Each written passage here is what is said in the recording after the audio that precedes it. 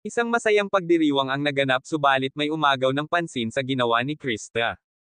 Bago ang lahat, magandang araw mga kalingap, nagdiriwang ang isang K-Angel sa kanyang kaarawan, habang busy ang lahat may mga hindi mapaliwanag sa nangyayari sa Mike Chris, tila ba sa tagal na nilang pagsasama, may mga tao na hindi pa sanay sa kanilang nakikita o napupunan nila sa Mike Chris, hindi naman lahat ay maganda ang opinion sa Mike Chris, may iba rin naman na inaayawan sila, dahil sa mga nakikita ng iba na masyadong pinupubliko na nila ang dapat na maging privacy nila.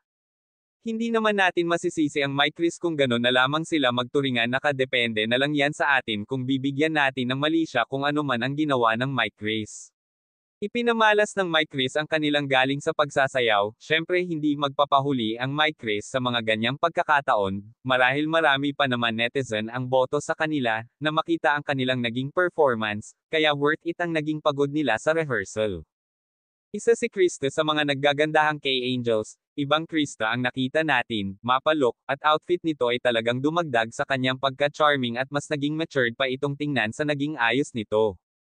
Masasabing nag-level up ang kanilang pagpapakilig, na ika ngayon may sarili silang mundo, walang pakialam sa paligid, at isa rin sa hindi inaasahan na doon niya mismo mamemit ang ina ni Mikoy, sa una nilang pagkikita, sinalubong ni Kristen ng paggalang ito, marahil kabado siya sa araw na iyon, maayos naman ang kanilang samahan at nakapagpalagayan ng loob. Sa pagkakaalam natin ngayon lang ni Krista makadalo sa ganon kalaking event, dahil nga bago pa lamang ito sa Kalingap may mga bagay pa na hindi niya pa nararanasan na naranasan na ng ibang mga beneficiaries.